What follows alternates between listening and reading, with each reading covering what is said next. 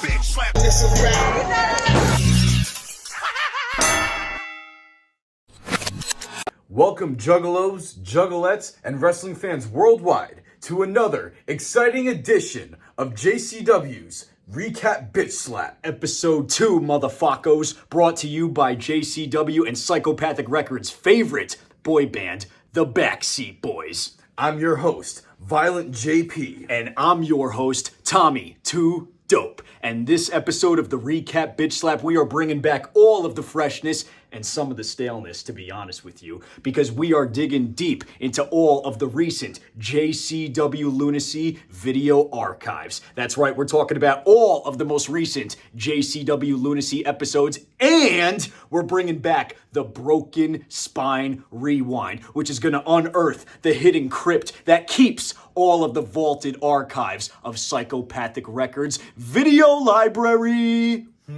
And don't forget about the JCW's official rankings and spankings. Who's gonna be promoted fresh and who's gonna be demoted stale? It's all here in JCW's Recap Bitchslap Episode 2, motherfuckos. Now stay tuned for some Lunacy!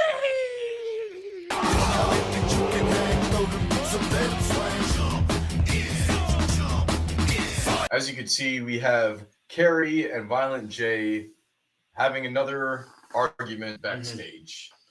Like, how many times have you seen this already? I mean, I think I've seen this, at least half a dozen times, between Kerry and the Southern Six. And clearly, when Kerry is backstage with Violent J, it's clearly because he's up to no good. But that's purely speculation. You're going to have to stay tuned for more. You really think about it, every time that we've had a match with Kerry Moore, and he's had another partner. I mean, the first time was with James Storm. We got the W, won the titles for the first time. And then we whooped Southern Six's ass even more anytime he teamed with them. And now it's like, who's it going to be? Yeah. So we're kicking things off right now. Juggalo Weekend, the Palladium, Worcester, Massachusetts, night 1. It's getting hot and heavy because we're starting things off with the tag team match between two local competitors, Vern Vocalo and Sean Henderson, two juggalos. Right. I mean, that's always a plus. When you're at JCW, if you're a juggalo or juggalette, that's always a plus, right? Right. But is that enough to get the job done against the Brothers of Funstruction? I mean, two of the biggest, if not the biggest juggalos, aside from you and I, of course. Right. Right. I mean, come on, let's not give them too much. I know, but here's the thing. We actually were trying to make sure that this match went as straight and forward and clean as possible, which is why you actually will see Tommy and JP, the BackSeatz, watching this match from the stage. I mean, we had the best view in the house. I mean, typical Brothers of Funstruction fashion, they're always, trying to pull tricks up their sleeves, and you don't know what's going to happen. That's right. Or you don't know what they're going to literally pull or what they're going to use in their matches. And if you want to ask me, I mean, that's kind of bending the rules. That's cheating, right? But I don't know if it's how going to be that's the chicken. You don't know if it's going to be the popcorn. You don't know if it's going to be the boxing glove. I mean, as you can see, I mean, we're there, we're watching. We got the best seat in the house. I mean, that being said, I mean, this match was really going only one way, and that was with, Brothers of Funstruction representing, staying on top, of course, winning with the Woot Woot driver. Now, this guy right here, viral sensation, Stephen Flo, makes his JCW debut. And if you know the BackSeatz, you know that we love us some 90s music. I mean, how often we be in the car bumping that Even Flow or Waiting on a Sunday afternoon. I mean, right. When it comes to 90s, we like to jam it all, for real. But Stephen Flo, welcome to JCW Lunacy, the epitome of them all when it comes to 90s rock alternative. I mean, no better gimmick than Stephen Flo when it comes down to that. Check him out and make sure you get him without having to purchase Ticketmaster tickets to see him. Coming up, we got Briar Wellington with the manservant, Jeeves, taking on Cocaine. It's been said time and time again that Cocaine is a viral sensation. It's been said that he's a fan favorite, but now you can officially rock the devil's favorite dealer on your body with the new Cocaine t-shirt. But in all seriousness, I love me some Cocaine. The wrestler, that is. The wrestler. And I think Jeeves and Briar love them some Cocaine too. But, certainly not in this match because, Cocaine, it's when he gets in the ring and he gets started, there's no telling what might happen, no matter who you're in the ring with, or who his opponent is. And here's the thing about when you see cocaine, all right? I mean, you're going to see that trademark, that signature, big red machine moveset, right? But when it comes to cocaine, anything can happen in that ring. You don't know what to expect. You might see some high flying, some springboard action. You don't know what to see. Cocaine can do it all in there. Cocaine is what we call a hybrid wrestler because, he likes to apply his craft in different sections and scenarios, and he likes to get very creative. Something about this match that I don't know if Juggalos were expecting was the return of JCW former heavyweight champion, the mercenary Shane Mercer. Mm-hmm. This guy's been, a real thorn in a lot of people's side, and we're going to get into him a little bit later. But right. But what does he call that? The moonsault and battery. Right. What an impressive move, I must say. She just came in, literally did the job for Bri Wellington. That Mm-hmm. being said, your winner of this match, Richie Boy, Bri Wellington. And of course, he's there to, make that money, get that payday. Mm-hmm. That's right. what the mercenary is all about. He's not here to make friends. He's not here to, sign autographs. He's here because the money is back in town. Now we got second generation wrestler Colby Corino, and always mocking whoever he's about to go in the ring with. Now I'm not going to front. He's a hell of a talent. He's an incredible wrestler. Right. He could back it up. Mm-hmm. But god damn, is he a dickhead. Colby Corino, right? Always talking about how he doesn't like to wrestle these gimmicks, but come to think of it, he's starting to become one if you want to know my opinion. You think he's becoming a gimmick? I think he is. And the more he talks about not wanting to be a gimmick, he's becoming a gimmick. Well, that certainly, leads to one of our competitors here tonight, Mosh Pit Mikey, the man of 1,000 gimmicks, Mosh Pit Mike. He's been a Juggalo fan favorite for so many years now. He's a former JCW tag team champion for, a number of years. Over, I want to say 1,000 days. Wow. So I've done the research. So all right, it's up there. So Mosh Pit Mike traded in his 1,000 days for 1,000 gimmicks is basically what happens. Right. And of course, we have former JCW World Heavyweight Champion Congo Kong in the mix. Some fatal four-way action. We have Colby Corino, Congo Kong, Mosh Pit Mike, and Stephen Flo. A lot of gimmicks, a lot of competitors, a lot of history, a lot of former champions in this match. We got man of 1,000 gimmicks, Mosh Pit Mike. He's a former JCW Tag Team Champion. And also we have Congo Kong. He, of course, is a former JCW World Heavyweight Champion. Mosh Pit Mike, of course, sportating the Mosh Pit Mikey character of his one of 1,000 gimmicks, rocking the fresh suspenders and the spectacles. And this, of course, is the in-ring debut of Mr. Stephen Flo, right? The viral sensation. Here's a little fun fact for you. Mr. Violent J, the Duke of the Wicked, loves him some Pearl Jam, which is why we had to make some special room on the JCW roster for Stephen Flo. The Juggalo. I must say, Colby Corino is just a phenomenal athlete. At the end of the day, we can't take anything away from him. Regardless of his antics in the ring and regardless what he says, you can't. He's undeniable. No, he's completely undeniable.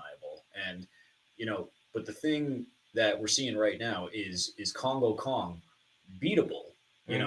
Congo Kong is not going down for anybody right now. I mean, here's just a little advice, which I think a lot of people should use.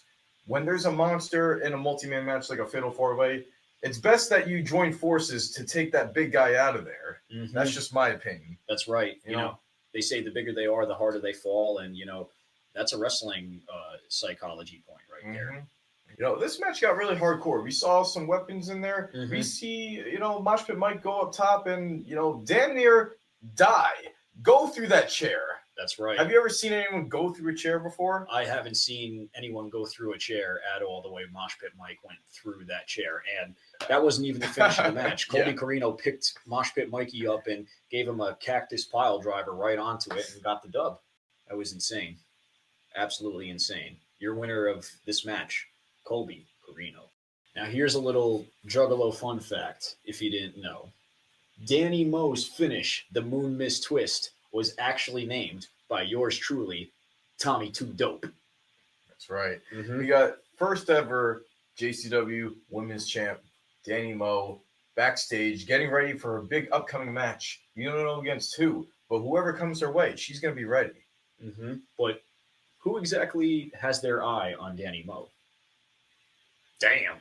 I must say, there's been a lot of surprises and Easter eggs on these next few episodes that we're going to cover. A JCW Women's Championship match as the first ever JCW Women's Champion, Dynamite Danny Moe, takes on JCW newcomer, the Nomi, not your homie, Gabby Forza.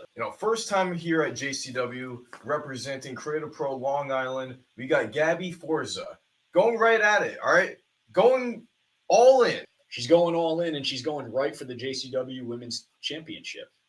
This is a competitor out there who has her eyes set on the prize. What do you think? Do you think that Gnome stands a chance against Dynamite Danny Moe? I mean, she's definitely a tough-looking broad. I know that Dynamite Danny Moe, one half of the Neon Blonde, she's definitely one of the most popular superstars in JCW. That I'll give her. So Gabby's going to need all the bit of toughness that she can bring to this match if she thinks she's walking away with that belt tonight. I mean, you got the Juggalos and the Juggalettes by your side. And that's a tough thing to do. Sometimes, the Juggalos might like you, but the Juggalettes might not, and vice versa. Right. But if you can get both, I mean, if you can get both, you're an alpha dog, straight up. Danny Moe actually pulled a line straight out of my axe with the swing, chop, chop, chop. I know that's a Neon Blonde's move. They actually took that. I give her a lot of credit. She can, orchestrate. She can command the crowd to actually sing along with her while she does that move. I mean, that's a lot of props. I give you that. That's hella dope. This match was hella dope, hella hard hitting. Gabby Forza brought her all, but in the end, the debuting name for the finish got the dub because Danny Moe put it down with the Moon Mist twist. The 6-man tag main event of JCW Lunacy episode 21, the BackSeat Boys and your homie, Too Tough Tony, taking on Kerry Morton. And who? So earlier that night, it's looking like we had another team known as the Batteria. They've been around for quite some time, all over the Northeast. And it looks like Kerry Morton found his way, and he's going to be asking them to have his back that night. Now, if I'm the Batteria, why am I going out for somebody that I don't even know? I mean, look, you got to do what you got to do. You want to show them who you are. I mean, they look like there's some, sick-ass juggalos, right? I mean, they want to, see, if the juggalos, the juggalettes, if they're going to vibe with them, it looks like. So whatever they got to do, even if that means, putting on a Southern Six shirt, filling in for, Silas and Alex. Well, I was going to say that's probably the last thing you want to do if you want to get down with the juggalos is be down with Kerry Morton. So Kerry, he was able to recruit the Batteria, get them on his side. Made it work, but obviously we showed up with Too Tough Tony, the Juggalo homie, and right off the bat, anytime we get to team with Too Tough Tony, it's magic. It's magic in this bitch, as the Juggalos say. Right. Lots of back and forth action in this main event. Batteria, Kerry Morton still showing some fight, but of course, you already know, BackSeatz, Too Tough Tony catching the W with the flaming fist, of course. Some T gimmicks, some meteorite. You've seen it all in this match. And that's it for JCW Lunacy, episode 21.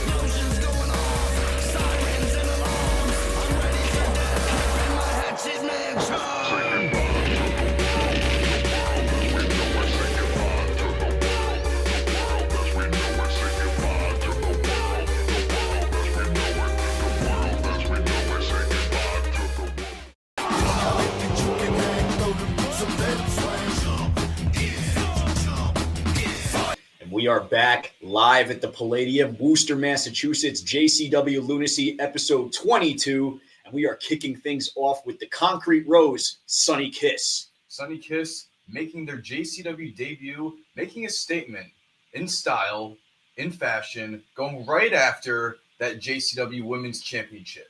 She's making a challenge to Dynamite Danny Mo, the first ever and current JCW Women's Champion, for a future women's title match. You know, Sunny Kiss went out there and called Danny Mo out, actually demanding a title shot. She demanded. And now we got a promo from the Duke of the Wicked himself, Violent J. The Commissioner, Violent J, making our main event official. The Chocolate Juggalo, JCW World Heavyweight Champion, Willie Mack, will be going one-on-one against the Misfit. The constant thorn in the side of the champion. Will the Misfit's identity finally be revealed? Stay tuned. Kicking things off, we got Tarzan Duran making his way to the ring in style. That is definitely one way to make an entrance, get a little smooch on the way to the ring, but you're going to need a lot more than love to be on your side, because Tarzan Duran is taking on the Wraith, the Six Jokers card, the echo of our lives, and this time he's going to be coming from Hell's Pit. Tarzan Duran, world travel. I think he's probably one of the most unique and versatile competitors in JCW, for that matter. That's a fact, but how more versatile can you be between living in a constant cycle of heaven and hell? The Wraith, the Six Jokers card, he is the embodiment of death, and with his finish, the Sedative, he took Tarzan Duran straight to Hell's Pit and put him down for the 1, 2, 3. So basically, what you're explaining to everyone is that you can be the best wrestler in the world, but that still isn't enough to beat the Wraith? That's correct. I think Tarzan Duran is proof of that, because that Sedative still has him sleeping. Next up, we have the Wolf taking on the Neon Ninja, as the Bad Wolf is back in the Ha. Mecha Wolf is out for blood. He is hungry like the wolf, and he is out for that Neon Ninja to get his blood spilt. The Neon Ninja Facade also had a few words to say, proving that he ain't going to be no stepping stone, and he is not going to be backing down from this fight against Mecha Wolf. I'm really looking forward to this match. It's going to be hard-hitting, high-flying, and fast-paced. People's bars also that Facade was spitting.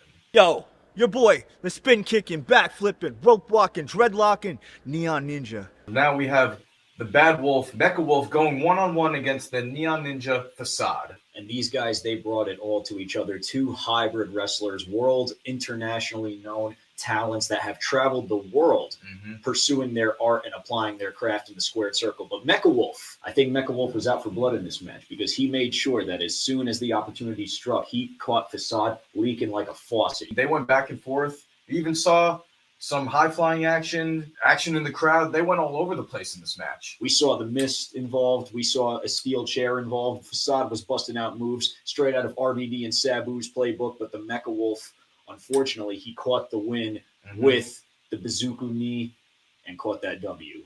I mean, Facade put up one hell of a fight. At the end, was gushing blood, gushing buckets. I mean, see for yourself. Look how he left Facade, one of the greatest competitors in JCW, one of the true juggalos here, an absolute bloody disgusting mess. Mecca says it's a matter of time. Facade needs medical help immediately. And of course, you know it's JCW Lunacy, because we had Luigi Primo tossing his dough around with Aunt Mickey herself, Mickey Knuckles. What do you think they're about to cook up tonight? I don't know, but I think they said something about the meat and the heat and cooking up the thickness. And oh, man. Yeah. You know, they're taking on 7-foot-tall Painful Paul and the entitled Juggalo Caleb Conley. So, you know. I mean, those two are always up to no good. But do you think they have what it takes to go against Mickey Knuckles and Luigi Primo? We'll have to stay tuned and find out. And Mickey Knuckles brought some of her typical unorthodox offense in this match. You know, right away, she knew she was in the ring with a 7-foot-tall giant. And, you know, rather than try and chop him down, she just went right for the gusto and, you know, grabbed herself a handful of 7-foot-tall Painful Paul's 7-foot-tall balls. I mean, there's one thing that you can expect out of this episode, and there's a lot of hot action. And that's what you're going to see in this match in particular as well. That's right. My favorite thing about this match is that Luigi is constantly tossing around the dough when he's on the apron, as Mickey's just, you know, grabbing the gusto. I mean, they're cooking it up in this match. They really were. I mean, I would like to see more tag team action between Luigi Primo and Mickey Knuckles, wouldn't you? I think so. I mean, I think that would make a great addition in the tag division. You guys think you want to see some more Luigi and Mickey? The meat and the heat. Spot of the match by far was... I mean, anytime you, you know, get a little, you know... Tribal cheeks up in the grill, it's Definitely on the Zach Amico highlight reel, that's for sure. Still wasn't enough for 7-foot-tall Painful Paul. As soon as he was getting it cooking himself, Caleb Connolly, of course, had to show him how it's done. That's right. And Caleb Conley, unfortunately, losing the JCW American title not too recently to Too Tough Tony. He is fitting his image across as a, entitled American. Mm-hmm. He's wearing that heart literally instead of on his sleeve, he's wearing it on his ass. He's decked out in USA flag adorned wrestling gear right now. There's two different types of juggalos. You got the entitled juggalo, and then you got the average, ordinary juggalo that everything they do is earned, not given. Once Luigi Primo got in the ring, he was just busting out all of the, special Italiano wrestling skills that he developed in the own country. I mean, this guy could literally chain wrestle and still be spinning a pizza. Some people can't even chain wrestle or, spin a pizza, let alone do both at the same time. Luigi Primo and Mickey Knuckles proving that they are an effective tag team, because right as Aunt Mickey was cooking, more so than anybody in the match for that matter. Right. Of course, Caleb Conley pulling that fuck shit as per usual, and out comes the mercenary Shane Mercer and proceeds to manhandle both Luigi Primo and Mickey Knuckles. Right. Shane Mercer, just what a freak of nature. Throwing Mickey Knuckles like a pizza dough herself. And then proceeded to actually take Luigi and toss onto Mickey, scoring the win for the team of Caleb Conley and 7-foot-tall Painful Paul, getting paid yet again and ensuring that the W, of course, went to the entitled juggalo, the obsession Caleb Conley. Out he goes, carrying his man purse. Have you ever seen a juggalo with a man purse? I think the boys refer to those as fanny packs, gimmick bags. But it was different. It was actually like a pocketbook that he was wearing. A satchel. Okay. Now we got the entire locker room all in together now, getting ready, passing around the JCW Battle Royal trophy. Mm-hmm. Yeah, some fresh faces and some returns making their way back to JCW. And everyone's getting a taste of what it's like to be the Battle Royal champion. Well, you know what they say, be careful what you wish for, because you just might get it. You can see him in West Virginia all the time. The Materi, we saw them betrayed by Kerry Morton a week ago. Fox Vineyard, the veteran. Sonny Kiss, making her in-ring debut. We have Jake Gray, the handyman, and his tag team partner, Eric Cha-Cha. They're going after each other. Every man for themselves. You get that trophy. You get to be the king of the Battle Royals here at JCW. But certainly, gentlemen, it's one of the most dangerous matches in all of pro wrestling. Saw a lot of new faces in this match. A lot of deadly eliminations and, a lot of spectacles here in the JCW Battle Royal. But the final four was the Batiri, Kodama and Oberian, and, of course, Stephen Flo and Sonny Kiss. Mm-hmm. At the end, we had Slugfest. We even saw some tag team action.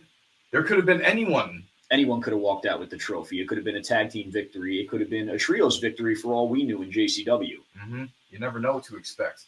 But your winner, the first ever Battle Royal champion, Sonny Kiss. And Sonny Kiss proving that she's not done at the JCW Battle Royal trophy. She made her voice heard and demanded a future JCW Women's Championship match. Now, of course, as announced by the Duke Violent J, we have our main event. Mm-hmm. We have Willie Mack, the Chocolate Juggalo, defending his title against the yet-to-be-revealed Misfit. We still don't know who the Misfit is. There's been a lot of speculation online. We've read all the comments on social media. Some would say it was myself. Some would say it's you. Nonetheless, the main event of JCW Lunacy episode 22. The Misfit, he's been coming to the ring, no music, no nothing, and he's been walking away with victory after victory, but Willie Mack, he's tired of it. He finally unveiled who the Misfit was, and of course, it was M-Dog 20, Matt Cross. Right. Blew every chance he got when it came to getting those rematches. I mean, how many rematches could you possibly get for the JCW World Heavyweight Championship? And he had to go climb the ranks again, even if that meant going under a whole new gimmick, whole new persona. A whole new character, a whole new identity, some would say. And he did climb his way up the JCW rankings and proceeded to fall that much further because, well, he clearly threw it all away. He pissed it all away in this match. He got himself disqualified. He attacked senior official Jeff the Ref. We saw Willie Mack get brutalized. So much so, his insides were bleeding. He had internal bleeding. He was coughing up blood. Thank God that you and myself and Too Tough Tony were there, because Willie Mack might not have been able to make it out of the ring if we weren't there to get him out of the ring. And sadly, folks, this episode ends with the staleness because our world heavyweight champion is left beaten and bloodied in the middle of the ring. That's right. The fans finally saw the Misfit show their true colors and finally revealed themselves to be none other than Matt Cross. Thus concluding JCW Lunacy, episode 22 and night 1 of Juggalo Weekend.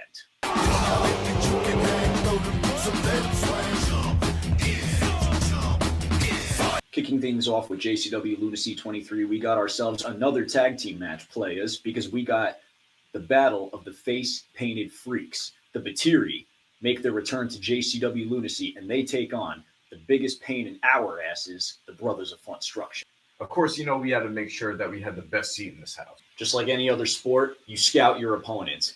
And just because the Brothers of Funstruction don't have the JCW tag team titles doesn't mean that we aren't always thinking 3 steps ahead of them. But shouts out to y'all, because once again, you guys got the dub with the Whoop Whoop driver. We had a hard-hitting hoss fight as JCW newcomer, not your homie, the Nomi, Gabby Forza takes on JCW Hall of Famer, Aunt Mickey herself, Mickey Knuckles. Lots of back and forth, hard-hitting action in this matchup. The newcomer, Gabby Forza, really trying to make a statement here, going one-on-one against JCW Hall of Famer Mickey Knuckles. And these two redefine what a hoss fight in a women's contest can be. Mickey Knuckles, of course, a veteran in professional wrestling. Gabby Forza, a newcomer in the world of professional wrestling, actually coming from the world of American rugby, proving that she could hang with anybody. But unfortunately, it wasn't enough to put away Aunt Mickey, who once again walked away with the dub.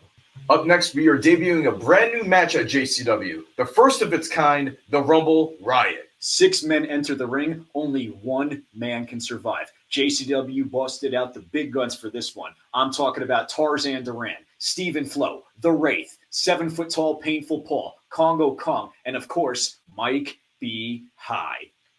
The match started off with The Wraith taking on Stephen Flo, seeing some high-flying action up until we saw Mosh Pit Mike enter the ring, or as should we call him, Mike B. High. Mike B. High brought a fatty, rolled it up, lit it up, and proceeded to smoke it up. I thought I was watching an episode of That 70s Show real quick. How often do we get to see a smoke session in the ring? Seriously, these guys were partying, passing the Dutchie, passing whatever they had around.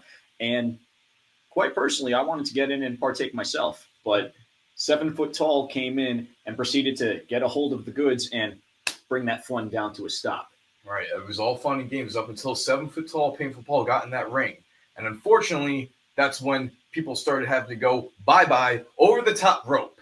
And your winner, of course, became 7 foot tall Painful Paul.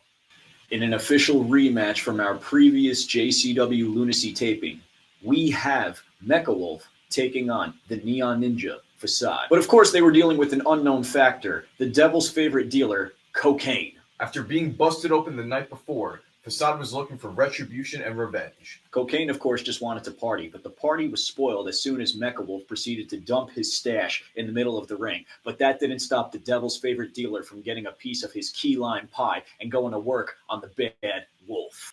And as soon as Cocaine got a hold of the powder, shit got crazy. He was going through both men and cleaning house. But of course, Mecha Wolf knew that if the white was coming out, he had to bust out the blue mist. But that wasn't enough because the Neon Ninja got his comeuppance and sought revenge, getting the victory in the JCW.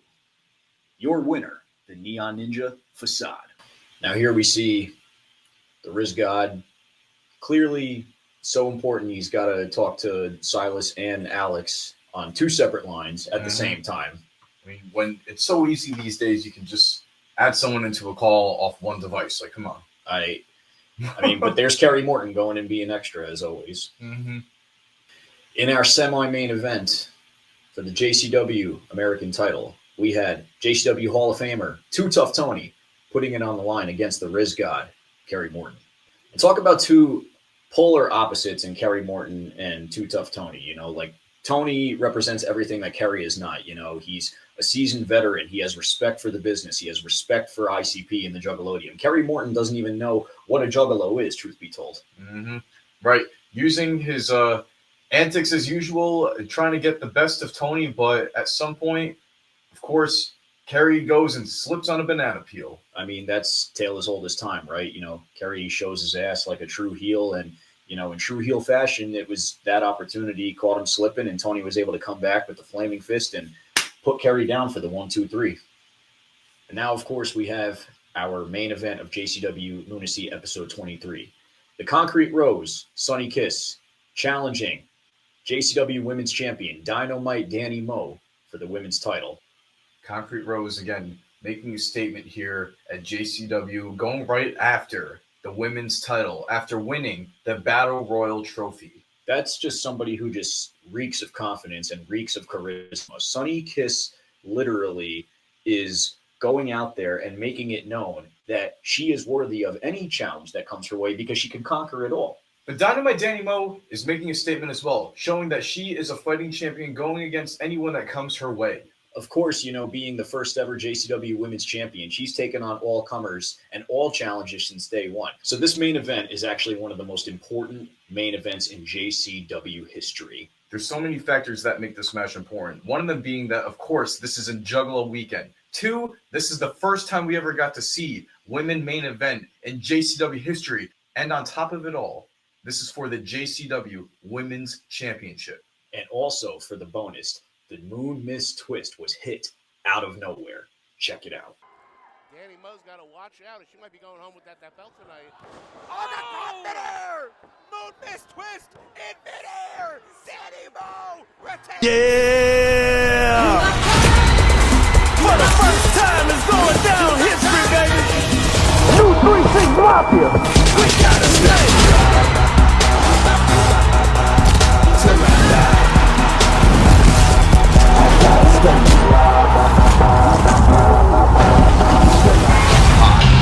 We're the insane clown posse. Well, I'm headed down a southern trail. I'm going chicken hunt, jumping redneck chicken necks. I ain't saying nothing to the hillbilly. Stick my barrel in his eye.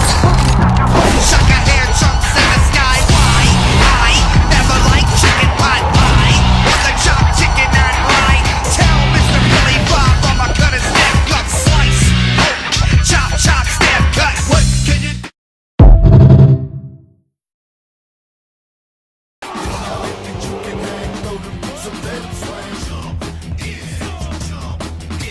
So now we're opening up JCW Lunacy 24, and it's the second show of the second day of Juggalo Weekend. The main event of this episode is going to be Matt Cross getting one more shot for the JCW World Heavyweight Championship, taking on the Chocolate Juggalo, Willie Mack. Your opening contest in this episode of Lunacy saw the Richie Boy Forever, Briar Wellington, with the manservant Jeeves by his side, and he's going to be taking on Luigi Primo. Now you know when the Richie Boy and Jeeves step into the ring, they always have some sort of fuckery plan, but the Pizza Man had it all figured out. He had it scouted, and he had the toppings ready to go on top of this victory. Your winner in the contest, Luigi Primo. We don't know why Shane Mercer is back at JCW, but it definitely seems like he doesn't have a problem taking money from people. Let's see what else he doesn't have problems with. So up next, we got tag team action for the JCW Tag Team Championships. The team of Colby Carino and Shane Mercer taking on yours truly, JP and Tommy Grayson, the BackSeat Boys. And at this point, two-time JCW Tag Team Champions in basically our neck of the woods on the East Coast, Worcester, Massachusetts, the Palladium, Juggalo Weekend. And you know what they say, too much of a good thing is never good. And unfortunately, this will be proven tonight. Right. As they say, nothing lasts forever. And now we're back in the rankings of, just trying to climb back up to the top. And I can't help but feel a little bit reflective because, while we were maybe instigating our feud with the Brothers of Funstruction, I feel as though that instigation is what maybe mentally caught us slipping a little bit, and hence why we no longer are JCW Tag Team Champions. But I digress. Right. I mean, we did whatever it took. We brought the energy, and unfortunately, we got caught slipping. JCW tag titles, unfortunately, went to the team of Colby Carino and Shane Mercer. And Shane Mercer's pockets got that much fatter. Now, if you've been keeping up with the recap Bitch Slap, you'll know that nobody wants to be on the bad side of Mickey Knuckles. Caleb Connolly most certainly pissed off Mickey Knuckles, and she is coming in there for a fight. She is pacing back and forth. She's got Dee Dee and Dexter in her hand. Caleb Conley, you're going to need more than a man bag to go up against her tonight, son. They waste absolutely zero time getting into the action. I mean, Mickey is just throwing out potatoes left and right. She picks up Caleb's man bag and proceeds to spank the shit out of him with it. It looks like this could have happened at your local mall. I mean, seriously, this looks like a Karen getting pissed off at a bunch of kids. Oh, my God. I mean, Mickey was kicking Caleb's ass all over the Palladium, taking it to the outside. The fans, the Juggalos, the Juggalettes in Worcester were loving it. I mean, she was beating him over the head with a traffic cone, and Caleb looked like he was about to get his clock clean until he was able to move out of the way and evade an ongoing Mickey with an old school leapfrog. Mickey went headfirst into the guardrail, and Caleb was able to take control. After gaining momentum, Caleb Connolly was toying around with Mickey Knuckles, which eventually went a little too out of hand, and Mickey Knuckles eventually just had enough. She was able to build her comeback, showing Caleb why she is the queen of the death matches, why she is the toughest bitch in wrestling, and she got the W with the Shining Wizard. For Sunny Kiss's Battle Royal trophy, putting it all on the line, we have another JCW Battle Royal in Night 2 of Juggalo Weekend. There were many worthy competitors in this match, the final two being Sunny Kiss and Mecha Wolf. Sunny Kiss tried her best to retain the JCW Battle Royal trophy, but unfortunately, the Bad Wolf made its bite, and your new JCW Battle Royal champion is Mecha Wolf. And in your main event, once again, for the JCW World Heavyweight Championship, saw a street fight between the Chocolate Juggalo Willie Mack and M-Dog 20 Matt Cross. This would be Matt Cross's last chance, one more chance for the JCW Heavyweight Championship. We actually saw a different side of Matt Cross, even when he was the misfit. We saw a slower, more methodical, more calculated Matt Cross. This was a guy who was literally on his last life in the company. Mm-hmm. I mean, Matt Cross put it all on the line. Unfortunately, it just wasn't enough once again. After many, many shots, it still wasn't enough to beat the Chocolate Juggalo. Your winner, and still JCW World Heavyweight Champion, Willie Mack. Coming up next, we're going to be recapping all the JCW Lunacy episodes from the West Coast Loop in the beginning of March. That means JCW Lunacy episodes from Las Vegas, Nevada, Tucson, Arizona, and Albuquerque, New Mexico. Stay tuned, y'all, on the Recap Bitchslap. Whoop, whoop.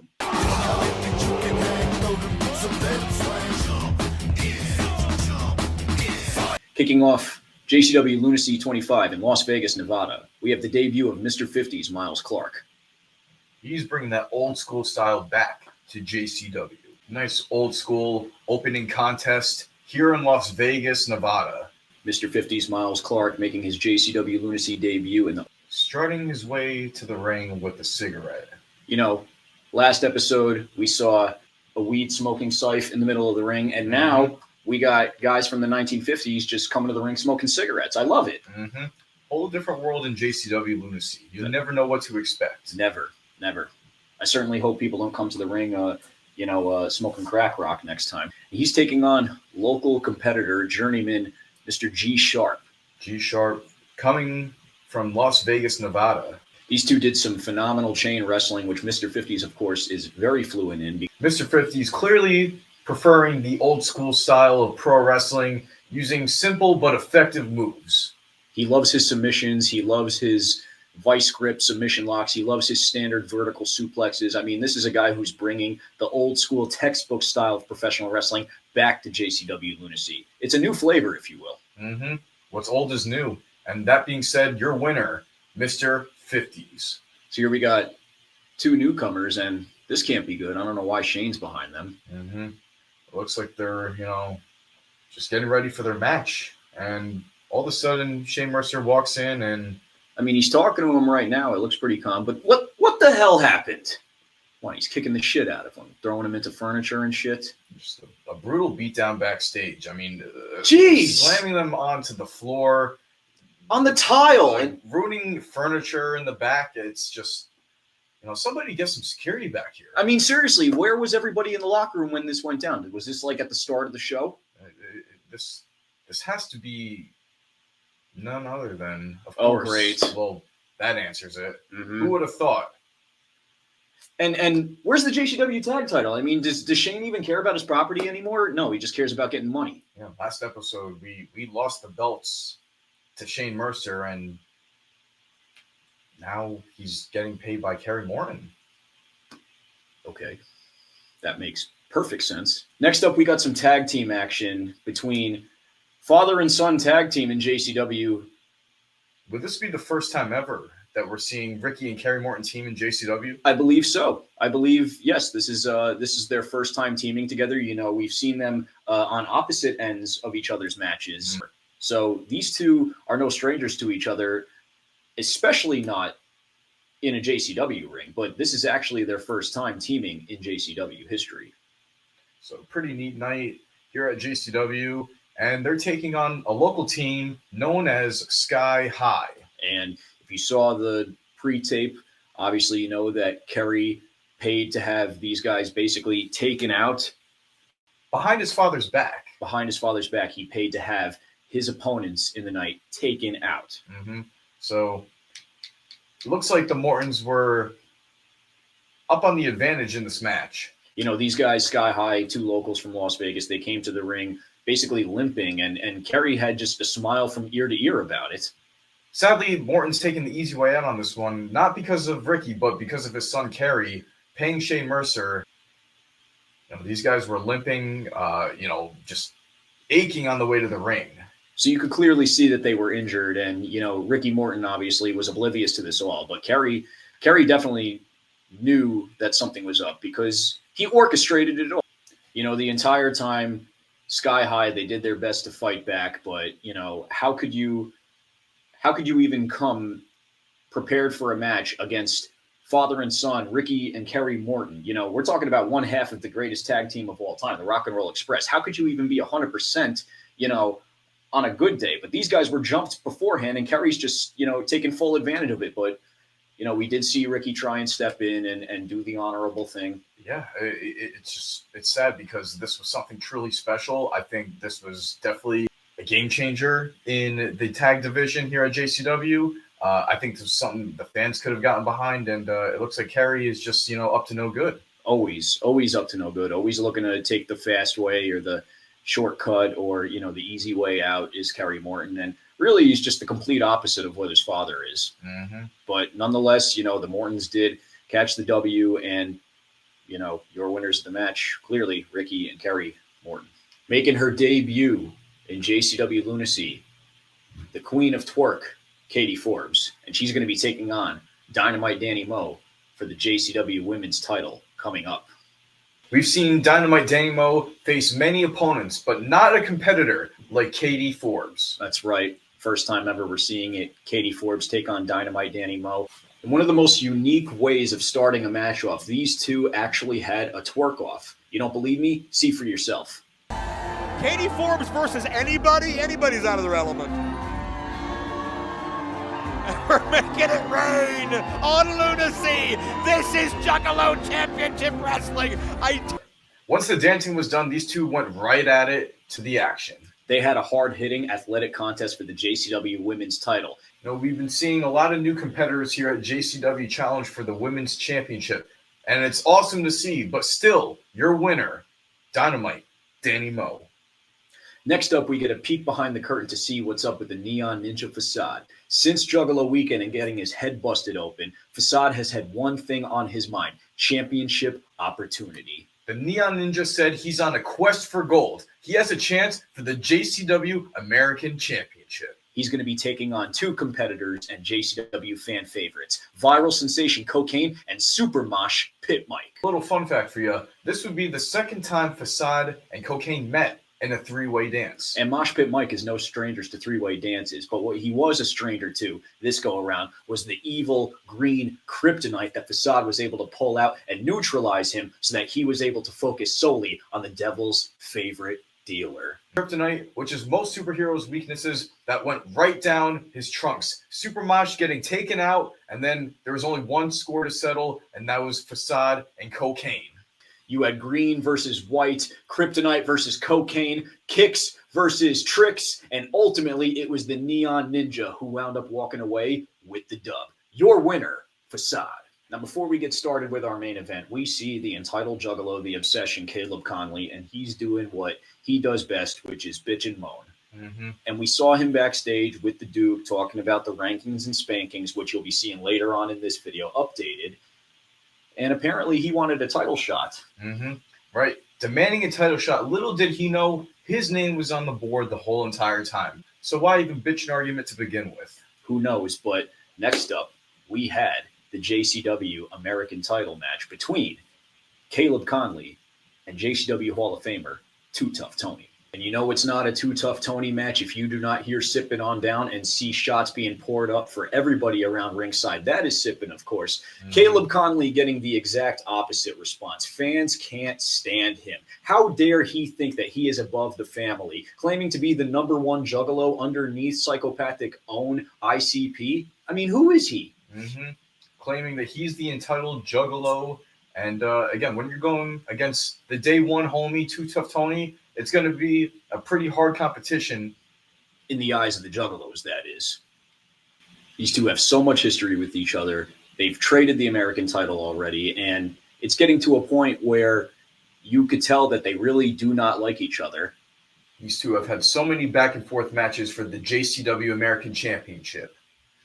Everything was pulled out in this match. We saw 2 referees, a Canadian destroyer, a flaming fist, and a championship belt, and it still was not enough for Tony to retain the championship. At the end, the obsession, Caleb Conley, pulled the dirtiest trick in the book with a low blow, making him a 2-time JCW American champion. Your winner of the match and new 2-time JCW American champion, the obsession, Caleb Conley.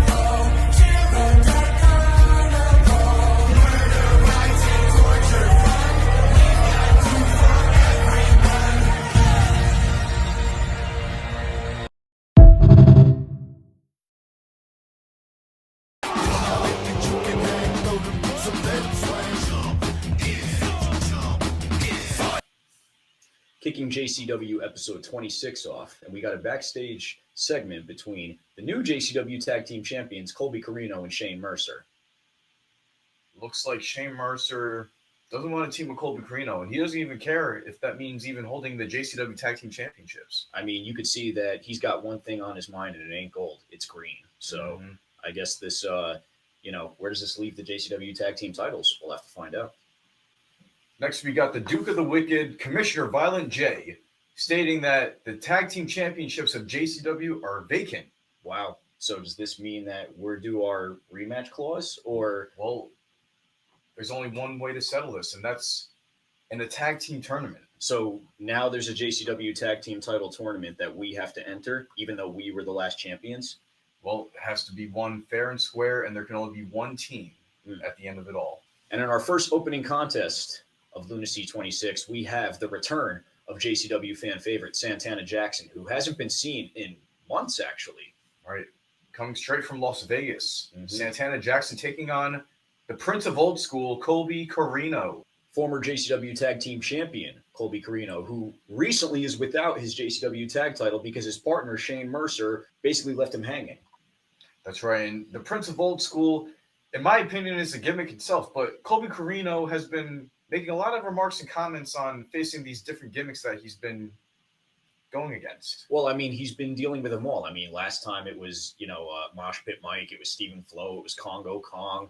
Before that, it was Luigi Primo. Right. So just think about all of these guys that have been the thorn in the side of Colby Carino, a guy who doesn't need to rely on any fancy gimmick. But, when you're dealing with a guy like Santana Jackson, this is his livelihood. This is who he is in and out of the ring. It really is. If you know Santana Jackson, he is more than just a wrestler. That's right. He is an actual Michael Jackson impersonator.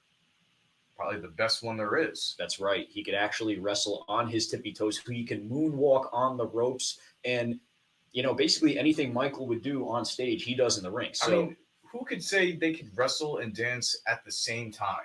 I think a lot of people, actually. But, none as good as Santana Jackson. An extra aggressive side to Colby Carino here. It definitely looks like he has a chip on his shoulder, being that he had to surrender his JCW Tag Team Championship. And it wasn't his own doing. It was basically because Shane Mercer refused to defend the tag team titles with him, and Violent J decided to vacate the tag team titles.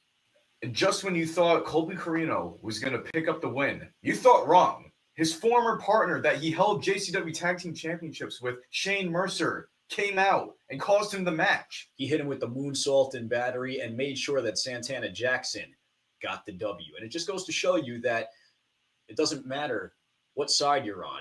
Shane Mercer is going to go where the green is. And we're not talking about Mary Jane. We're talking about Money. And Santana Jackson has that. Take it away, Zach Amico. Your winner, Santana Jackson. So make no mistake about it, Tommy and JP, the BackSeat Boys, we're team players. We're fair players. But it is a bone that the tag team title tournament was even a thing, because in any other situation, it would be a single match scenario, not an entire tournament, but hey, we're all for mixing it up. Right. It's all up for grabs, and we're competing in the first round match for the JCW Tag Team Championships. Now, if I had to be honest, I was trying my best to get the Juggalos on our side. It didn't seem that way. It looked like, Vegas' own, the Mariachis, won the crowd over. I mean, hey, hometown heroes, mariachi band performers, two big dudes. These guys brought their A game, and if things were maybe just a little bit different, they might actually wind up progressing in the JCW Tag Team title tournament. But as you'll come to find out, the winners of the match would be none other than Tommy Too Dope and Violent JP, the BackSeat Boys, who just so happen to be advancing in the JCW Tag Team title tournament. Now, another person who really isn't too fond of the whole rankings and spankings and the way things have been going at JCW is Mickey Knuckles. She's been going through people left and right, both male and females, taking on any competitor that steps her way, and she clearly has a bone to pick with JCW management.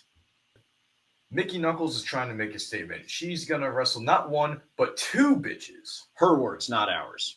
If you love your hardcore women's wrestling, this match is definitely for you. Mickey Knuckles is in a handicap match against two local Las Vegas competitors, Brittany Brooks and Alice Blair. And these two wasted no time in trying to be on the same page. But I think Mickey actually prefers, the more the merrier, if you catch my drift. And we definitely saw some unique offense, if you will, in this 2-on-1 handicap match with Mickey Knuckles. What would you say would be the advantage that Brittany and Alice had? I mean, definitely the numbers game, definitely the youth game on their side. I mean, these are two young spring chickens in the world of professional wrestling. But Mickey Knuckles is, really just proving that sometimes you got to go with the classics. And as I'm watching this right now, I could feel everything that she's laying into these chicks. And I'll tell you right now, it does not look or feel good. Speaking of looking or feeling good, Mickey Knuckles actually pulled out a barbed wire board in this match and wound up going through it. Oh, my God. But still, that wasn't enough to put her away. Even after the two women tried sandwiching her underneath the barbed wire board. Definitely a highlight of the match, if not the night. I definitely think it was a highlight of the night. I mean, these people in Las Vegas, they loved them some barbed wire boards. They loved to see the carnage and the chaos. And most importantly, they loved to expect the unexpected. And I certainly wasn't expecting a barbed wire board, let alone in a women's match, let alone in a women's handicap match. I don't think the competitors were as soon as they saw that barbed wire board get put into the ring. Nope, it took them all by surprise. But After going through that barbed wire board, Mickey Knuckles pulled through and used her resiliency. And she made sure that she came out with the 1, 2, 3. Your winner of the match, Mickey Knuckles. Now, as much as we might be annoyed by the Brothers of Construction, they're entertaining as hell, especially when they get together with JCW's resident pizza chef, Luigi Primo. Looks like they're trying to get a taste of what that pizza's like. Well, I think Ruffo said something about knuckle sandwiches, and then Yabo said something about putting his cock down the throat. So, is it going to be a feeding frenzy match? I mean, who are they taking on? Many double entendres, as we see right now, between the Brothers of Construction and Luigi Primo. We don't know what they're up to. Stay tuned for more. So the Brothers of Construction and Luigi Primo had mentioned earlier that there's a new group, a new faction in JCW, and we don't know anything about them. We don't know who they are. Well, we know now that it's Jasmine St. Clair of ECW and XPW fame, among other fames, that is. And she's leading the St. Clair Monster Corporation, a new trio faction in JCW that is comprised of Congo Kong, 7-foot-tall Painful Paul, and Mr. Happy.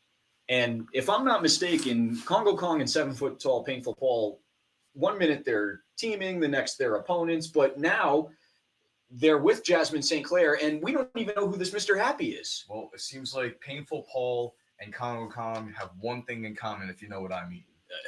That they're huge? Well, who knows? It might be that Jasmine is having them coexist somehow. Maybe that's the common goal. Maybe that's the common theme. We don't know. Are they coexisting to, spread their name by the way of pain? Is that what the line is that Jasmine's saying?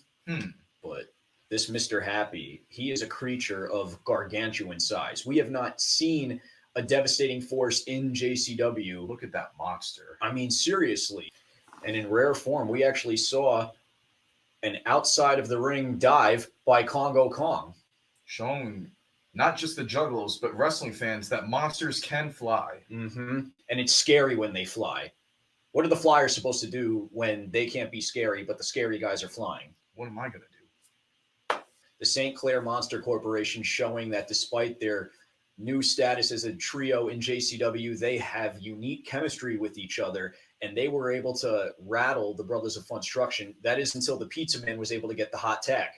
And the crowd erupted when Luigi Primo got that hot tag. The underdog, the fan favorite of JCW, went at all monsters full force, but it just wasn't enough sauce in the pan to defeat them. Unfortunately, the St. Clair Monster Corporation used their size and their strength advantage, and your winners of the match wound up being Congo Kong, 7-foot-tall Painful Paul, and Mr. Happy, the St. Clair Monster Corporation. Now, on this episode of JCW Lunacy, we've seen many new, fresh faces debut. This one in particular is going full force and has entered himself in the main event tonight. Worldwide television superstar sensation Kenny King enters the JCW World Heavyweight Championship main event. Can this superstar, who has been seen on WWF Tough Enough all the way to primetime Bachelor, make his debut a success and capture the World Heavyweight Championship? These two juggalos go head-to-head. Kenny King versus Willie Mack in the main event of Lunacy 26. And Kenny King showing that he hasn't lost a step. 20 years and counting as a professional wrestler, being trained by WWF veterans such as Al Snow, Ivory, and Hardcore Holly. This guy has been preparing for this night his entire life because he, like Willie Mack, is also a juggalo. Willie Mack, the heart and soul of JCW, the chocolate juggalo, was not leaving tonight without his JCW World Heavyweight title in hand. Your winner of the match, the chocolate juggalo, Willie Mack. What a banger. And that concludes JCW Lunacy 25 and 26 in Las Vegas, Nevada. What a main event. There you have it, folks. Now stay tuned for more because we're going to be covering the next JCW Lunacy episodes from Tucson, Arizona. Woo. It's the Bruise Brothers. The Bruise Brothers. It's the Mysteries. Step up off our nuts, please. Bruise Brothers. Bruise Brothers. Pyramids. Cryptids. High intelligence shit.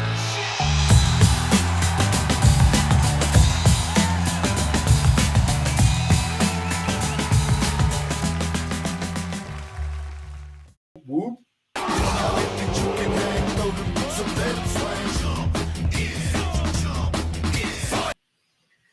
So we're kicking off JCW Lunacy episode 27 with the St. Clair Monster Corporation, Jasmine St. Clair and Mr. Happy. That's right. Jasmine St. Clair and Mr. Happy getting ready for their upcoming match, and she wants Mr. Happy to make an example out of Luigi Primo. Kicking things off in JCW Lunacy in Tucson, Arizona, we have Mr. Happy in action going one-on-one with Luigi Primo. The St. Clair Monster Corporation spreads its name by the way of pain, according to Jasmine St. Clair, and I think that unless Luigi Primo has something up his sleeve, it's going to be a very painful night for the Pizza Man. Well, the fans, the Juggalos, everyone loves them, the Pizza Man. I want to see Luigi win this. I think everyone else does. But Mr. Happy, it's just you don't know what he's truly capable of. I mean, literally, he's just, even with something as simple as a shoulder tackle, he's flattening his opponents. Mm-hmm. This is the first singles match that Mr. Happy is having at JCW. That's right. And it's also, I believe, the first time that either of these men have opened up an episode of Lunacy. A lot of cat and mouse action here in this contest between Luigi Primo and Mr. Happy. Doing whatever you can to outsmart Mr. Happy, using the dough to his advantage. That's definitely a strategy that Luigi Primo had to have thought about, because that takes years to be able to toss your dough like that and throw it with such perfect aim. When we don't see Luigi Primo in the ring, we often see him. If you look at his social media, he's always training wherever he's at with the pizza dough, making sure that his pizza throwing skills is on point. His accuracy is 100% there. Luigi Primo could do things with the pizza dough that most people can't do with their own two hands. But that being said, I believe Mr. Happy is more than happy to consume whatever it is that Luigi Primo throws his way. Luigi Primo was bringing the heat in this match, but there just wasn't enough sauce in the pan to get the job done. And unfortunately, Jasmine St. Clair, she saw an opening in the match. Mr. Happy was able to capitalize and walk away with the win. Your winner of match one, the St. Clair Monster Corporation. So as you know by now, Colby Corino, the Prince of Old School, can't stand gimmicks in JCW. Insanity is doing the same thing over and over and expecting different results. And Colby Corino, maybe if you would stop complaining about all the gimmicks that you're in the ring with, you wouldn't be throwing all of the gimmicks that JCW has. Because Miles Clark, Mr. 50s that is coming for that ass. Your next match is another singles competition with the Prince of Old School, Colby Corino, taking on Mr. 50's Miles Clark. Both of these competitors pride themselves in being old school. Colby Corino, of course, is the Prince of Old School, and Mr. 50s quite literally is from the old school. Miles Clark, of course, from the 1950s. So I guess you could say that this match just comes full circle. Full circle, Throwback Thursday, whatever you want to call it. I'm here for it. You see lots of shades, 50 shades of gray, if you will, of old school wrestling in this match with Mr. 50s and Colby Corino. You see him busting out the patented boxing jabs as well as the old school body slam and the hip toss and the shoulder tackle. Those are all stuff that was patented in the 1950s when wrestling was reaching its peak over on syndicated cable networks. I guess you could say they're trying each other's medicine because it's like, again, they're both old school. Mm-hmm. So it's like giving each other a taste of their own medicine is, one thing, but it seems like they just both know each other's playbook. Absolutely. I mean, the Prince of Old School taking on Mr. 50s, there really isn't any other opposites attract style match that we've seen in JCW in quite some time, despite the fact that these two are very different competitors. At one point in the match, both competitors are going tit for tat, but Colby Corino had Mr. 50s well scouted and took him down with a vicious spear. Colby Corino really began to work hard on Mr. 50s, stretching him to the limit, showing him submissions that weren't even invented yet back in Mr. 50s days. But it took that old school heart and soul and fighting spirit to bring Mr. 50s back into action. He rallied the crowd behind him. Mr. 50s is on a roll. He's been making a statement here at JCW and was looking to continue his momentum. But unfortunately, Colby Corino derailed that momentum, put a stop to Mr. 50s, hit the low blow, and took him out with the L driver. Your winner of the match, Colby Corino. So now coming backstage, we pull up to JCW fan favorite Cocaine, and it looks like he's at a trap house, and out comes Trap House Mike. Trap House Mike telling Cocaine, you got to go get right because it looks like they got a big upcoming match for those JCW Tag Team Championships. From foes to now friends, can Cocaine and Trap House Mike get the job done tonight? Well, I mean, we'll see. They got a shot in the tournament. Let's go see. Is it a shot or, Oh, a bump? Stay tuned. So we have another dream team, if you will. A lot of dream teams on this West Coast loop, I must say. That's right. We got Trap House Mike and Cocaine. Now, these guys actually were facing against each other in just the last match that they were a part of, but now seemingly they're teaming up. I mean, Man of 1,000 Gimmicks Mosh Pit Mike clearly saw that he had an opening to reclaim the old JCW tag team titles that he held for over 2 years. It looks like right now we have Cocaine going against 7 foot tall Painful Paul to start things off. I mean, these are two high dudes. These are two dudes that are off the rails, if you will. And I don't really know if anything we say is going to do this match justice. It doesn't look like Cocaine is phased at all by how tall 7 foot tall Painful Paul is. No, and it doesn't look like 7 foot tall Painful Paul is really phased by the sheer presence and the aura of Cocaine. I mean, the Juggalos love Cocaine. Would love to see Cocaine reduce his opponent to dust. And look at these two. It looks like Painful Paul might be mad that he doesn't have any of that. Doesn't have any what? Cocaine or just Cocaine's aura? I think he's just mad that he doesn't have no love. But it could be that he doesn't have any cocaine. I mean, that's purely speculation. Eventually, the match resulted in a no contest, and all 4 men, both teams, were removed from the JCW Tag Team Title Tournament. Now, 2-time JCW American Champion, the Obsession, the entitled Juggalo, Caleb Conley, in his first American title defense. And he's taking on the Neon Ninja Facade. Facade's been on a roll lately, and it's about time he gets a shot at the JCW American Championship. Now, while Facade was making his way to the ring, slapping fives with all the Juggalos, and he was signing some of his signature art, he was blindsided and ambushed by the mercenary Shane Mercer.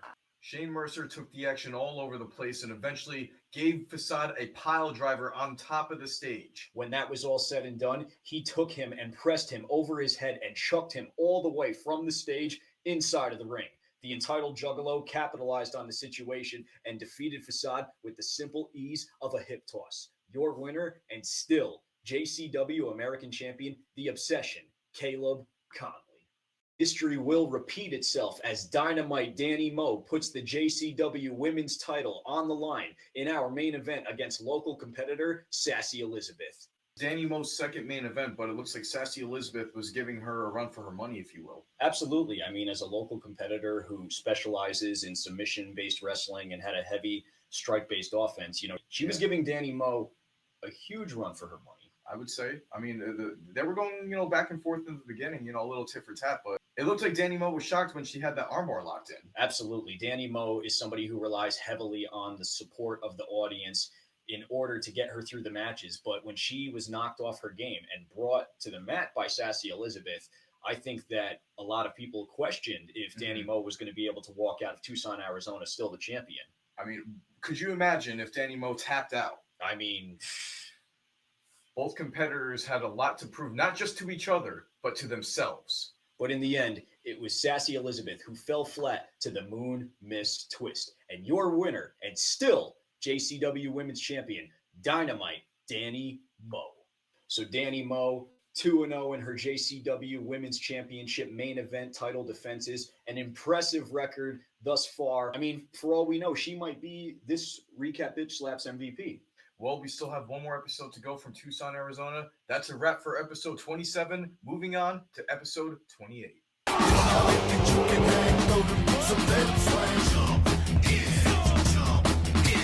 Kicking off JCW Lunacy, episode 28, the second half of our Tucson, Arizona debut. And we are opening up with a promo from the Duke of the Wicked, Violent J. Tonight's main event, we have the JCW Heavyweight Championship on the line. Too Tough Tony versus Willie Mack. Who's going to be our new JCW champ? Stay tuned and find out. In the opening contest of Lunacy 28, we're kicking things off with the JCW Tag Team Title Tournament match between JCW newcomers, the Smoke Signals, and they're taking on Yabo and Ruffo, the Brothers of Funstruction. Another colorful matchup, and it looks like these two are going to give a run for each other's money. Absolutely. I think we're going to see some circus juggalo shit going on based on Wyatt Two Shadows' face paint. Everywhere the Brothers of Funstruction go, the fans love them. The Juggalos love them. They can't get enough of them. I mean, if there were literal embodiments of what the Juggalos were in a wrestling ring, it would be Yabo and Ruffo. No denying that. Absolutely. And, as you can see, they're constantly walking around. They got all the gimmicks. They got their cocks in their pockets. They got face paint. They got dreadlocks. They got, high socks. They got giant shoes. I mean, I don't think there's a trick that they can't and won't pull out of their bag to get the W. Do you think these fans showed as much love as they did for the Smoke Signals? I mean, it's definitely hard to say. The Smoke Signals were two local competitors, but you could see that they weren't caring about what the fans thought. They were here to catch that dub. In your JCW tag team debut, and you're literally being granted an opportunity at the tag team titles in a tournament, I don't think Clown Love was first thing on their mind. I think it was just getting that win. Right. You got to win at all costs. When you have a championship opportunity like that in your debut, you got to capitalize on that. But capitalize they did not, because Yabo and Ruffo, unfortunately, being the seasoned veterans that they are, made quick of the Smoke Signals, and they hit the whoop whoop driver and advanced in the JCW Tag Team Title Tournament in your opening contest. Your winners, sadly, the Brothers of Funstruction. Next up, she's back, and she's badder than ever. The baddest bitch in wrestling, Mickey Knuckles, in a hardcore match against local deathmatch prince, Apex. This guy, Apex, calls himself a king. Well, let's see what you have when you go against the deathmatch god, Mickey Knuckles. Now, this, in my opinion, might have been the match of the night, because we had Apex, a local 19-year-old deathmatch king, as he calls himself, out there with his old man, his dad, and he's taking on the deathmatch god, Mickey Knuckles. I think what we like to do at JCW is when you make your debut, you're going to swim with the sharks. And that's what Apex did. That's right. Fuck around and find out. And, you come into the ring, you're calling yourself the deathmatch king. Well, I don't think there's a thing that you and I could say that would do this match justice. So without further ado, here's some highlights. Well, Apex made a mistake. He turned his back to say something to these fans, and that may be the last thing he remembers. Oh, it looks like Papa's already getting involved. That's my child. That's my child. Union could stop Mickey Knuckles in the mood she's been in. Oh, look how deep. Oh, my God. I've never wanted to be a 19. That is violent. I will say, for the first time ever in my life to be able to make this call, the giant thumbtack to the urethra by Mickey Knuckles. Oh, my God.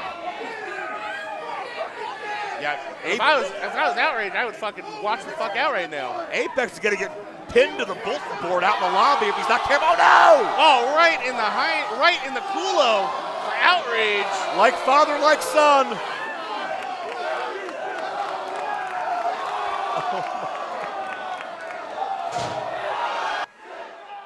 Oh, no! Oh, she's biting him on the dingle.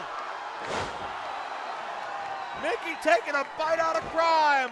Cover. 2 count. Big kick out, but now she's just mad. Oh, look at the blood flowing out of the head of Mickey Knuckles. Mickey proving she has not bitten off more than she can. Oh, High and low. here we go. Northern Lights. Oh, flattens the steel and the spine. And the Mickey best wins. pin in the business. And still your queen of deathmatch wrestling. But in the end, was it really a doubt who was going to come out on top? This match most certainly had many moments that left many people speechless, including the people in the back, and I'm sure everyone online watching. I mean, all I could say is that I'm pretty sure Apex grew a full beard by the time this match was done. So shouts out to a puberty-stricken 19-year-old, because the winner tonight was Mickey Knuckles. Following such a brutal hardcore match, we got the Mortons, and it seems like they're not really on the same page. No, I think Ricky knows when his son's been up to no good, and I think his fatherly instincts are right, because contrary to what Kerry is saying in playing it straight, he's been paying Shane Mercer under the table, and what you're about to see go down is clear proof of that. So stay tuned. So next up, we have Family Feud in JCW as brothers take on father and son in tag team warfare. The Mortons taking on the BackSeatz. We were all about that good sportsmanship and professional conduct going into this match, and you know, unfortunately, not everyone was. But another note, we would have appreciated if the Juggalos, Juggalettes, and wrestling fans in Tucson, Arizona showed us a little bit more respect. Tough crowd, I must say again. The West Coast is rough for us East Coast Juggalos. That's all I'm going to say. You know, us New Yorkers out here, you know, even when we're playing for their team, and it's like, you know, we're just here for it. Yeah, you know. Just, I mean, technically, I don't really think that there's anyone who could outbaby Ricky Morton, but you know, we tried. We tried. Always learning something when you're in the ring with a veteran like Ricky Morton, I must say. Sometimes it's not about how many moves or spots you do, but it's about being able to get the most out of the least. And that's what Ricky Morton is a master of in his twilight years as a performer. And the fact that Kerry Morton pretty much takes the same formula, but he's younger than both of us, you know, get the most for the least. I mean, that just goes to show you that he's literally just trying to take his fast track through wrestling. I mean, when you watch this match, you see that Ricky plays by the rules, and when Kerry's in there, he's always cheating, cutting corners, and cheating behind his dad's back. This match really started breaking down towards the end, right as the BackSeatz were about to put away Kerry Morton. You know, obviously the referee was down. I'm sure Kerry Morton had pre-planned that, of course, but right as we were about to put away Kerry Morton, out would come the mercenary himself, Shane Mercer. Only this time, you know, things would be a little bit different. I said this once, I'll say it again. Shane Mercer is just a freak of nature. That's right. He's 100% a freak in nature. He's a freak athlete. He's a goddamn Olympian as far as I'm concerned. And how does that moonsault and battery feel? Not fun, but Ricky Morton's expression says it best. And right. He's like, I don't want to. Nope, I'm good on that. That's right. Well, nonetheless, a win's a win as far as Kerry Morton's concerned. But you know, I don't necessarily think that his father shares the same thought, because for once, the services of Shane Mercer did not guarantee a victory. Ricky Morton said, no, that's not how we're going to play this go around. We do things fair and square. And last thing you want to do is get between a father and a son, Shane Mercer. And you fucked around and you found out. Mercer wound up putting his hands on a referee, and the official called the match right then and there. And Ricky Morton said, that's not how we do things around here, son. And Shane made it very clear that, you know, I do this for the money. I don't care. And Ricky made sure to, you know, serve Kerry an old 2-piece and a biscuit. So might not have won the match, but we made sure that Ricky Morton was standing tall with the BackSeat boys.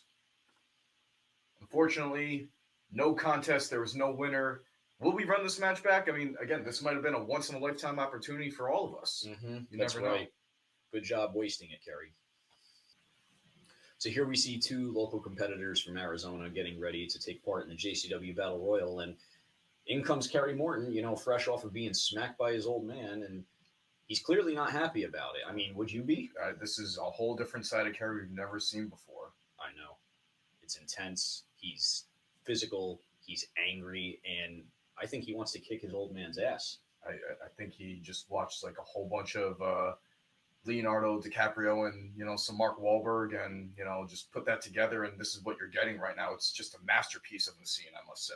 Oh, well, phenomenal cinematography and superb acting at the hands of Kerry Morton. But will that be enough to take on your old man in a future Lunacy match? I guess we'll find out.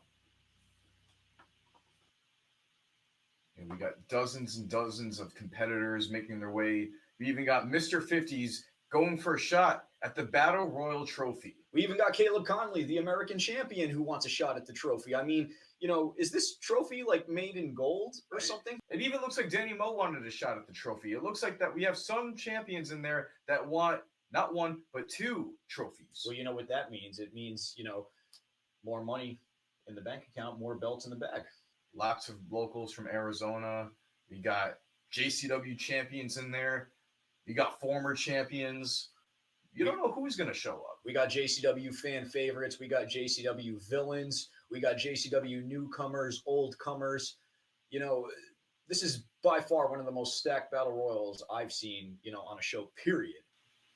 Now, the finals of this stacked battle royal wound up being 4 JCW regulars. It was Congo Kong, 7-foot-tall, Painful Paul of the St. Clair Monster Corporation, and Luigi Primo and the Neon Ninja Facade. Of course, the people were steadily behind the fan favorite Luigi Primo, who wound up coming out with the victory. But unfortunately, the St. Clair Monster Corporation was there to rain on the parade. They smashed and destroyed the trophy before Luigi could even get to the back and put it up on social media. Now, your main event of JCW Lunacy 28, as announced by the Duke Violent J, Willie Mack puts the JCW World Heavyweight title on the line against JCW Hall of Famer, Too Tough Tony. We've been having some crazy main events lately here at Lunacy. Too Tough Tony, Willie Mack, brawling all over the audience, all over the crowd, taking it all over the place. They even suplexed each other on solid concrete with everyone in the crowd watching by. Concrete souffle could end this goddamn thing. Oh, that was a lot of impact. Eventually, when they did make their way back into the ring, not even the referees could contain these two guys. Eventually, the locker room had to empty and get between these guys. I almost thought we had to get involved in there. I mean, we were trying so hard to pull them apart, and eventually they just... Neither man wanted to relent. They both kept charging back at each other, and we kept having to separate them. Mm-hmm. Eventually, Tony was able to calm Willie down and put over the fact that we're all just a bunch of juggalos doing juggalo shit. Yeah, at the end of the day, we're family, and this is what juggalos, this is what family do, and the only way we can settle this is with a shot. If I think I do, I do. Well, there's only one thing to do after you fight. I think it's shot o'clock.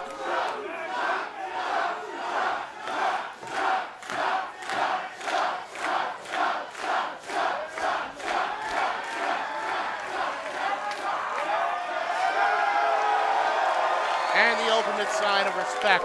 Yeah. A big swig for the champion of JCW and maybe the next tag team champions, the BackSeatz. Ricky Morton, not his first shot either. Oh, you love to see it. You love to see this kind of happiness. This is what makes JCW so goddamn special. This is the family atmosphere. There's nothing like JCW. 1 minute it's a fight, the next minute it's a fucking party, baby. And look at that. Referee has been revived. This one too, almost. Maybe this will help. That'll wake you up. We fight hard, we drink hard, we party hard, we do everything. Next stop, Albuquerque, New Mexico. We'll see you there.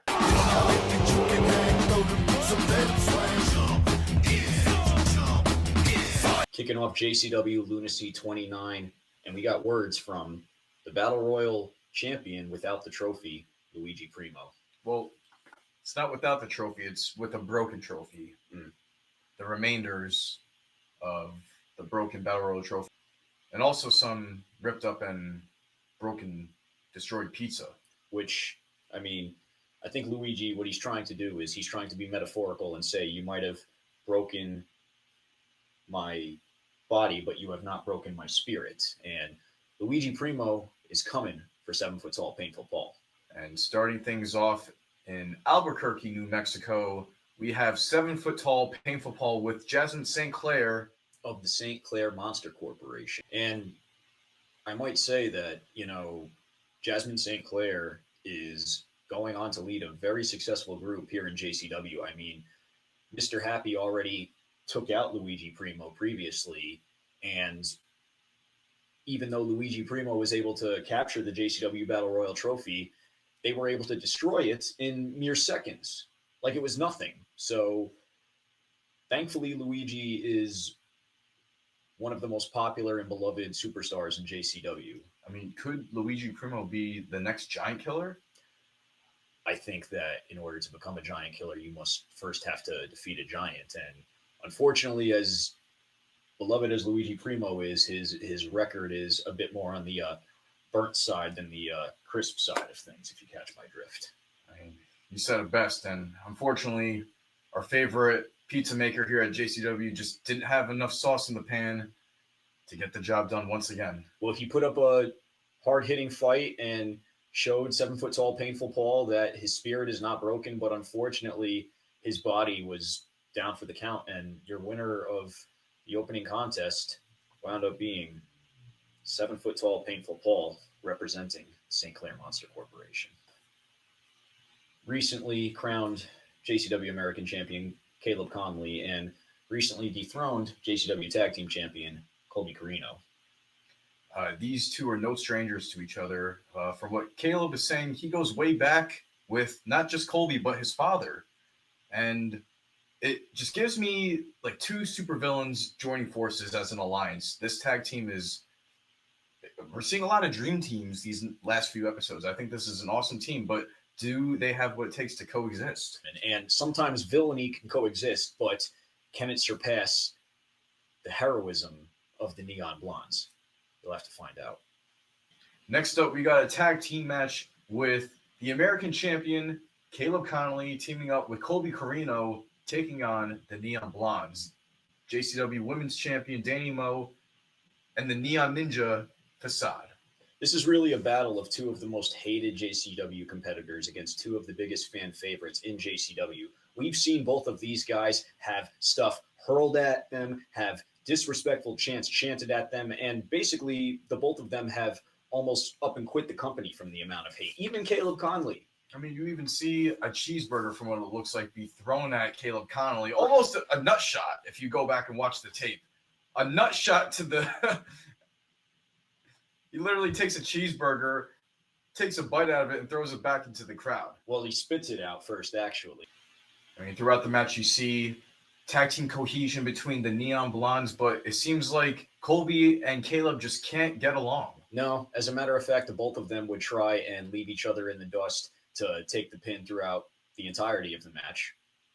And then the two of them actually, whenever they were in the ring with Danny Moe, it just seemed like they were just trying to take all of the glory for themselves. And, you know, it seemed like at one point that they were just beating on Danny Moe relentlessly in there. When you got a tag team that are just constantly trying to outdo one another instead of work together, it's not going to make a team.